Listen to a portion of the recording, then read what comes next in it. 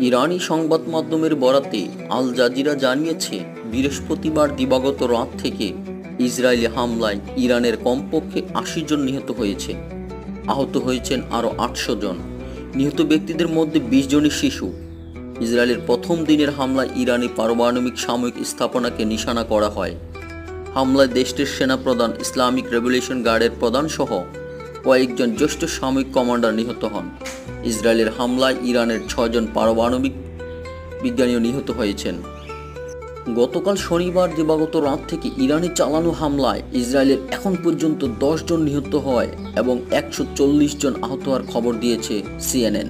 কিছু ভবনও বিধ্বস্ত হয়েছে। এর আগে শনিবার ভোরে ইসরায়েলে ইরানের হামলায় ৩ জন নিহত হওয়ার খবর জানিয়েছে বার্তা সংস্থান AP। সব মিলিয়ে গত ২ দিন ইসরায়েলে নিহত মানুষের সংখ্যা কমপক্ষে ১৩তে দাঁড়িয়েছে।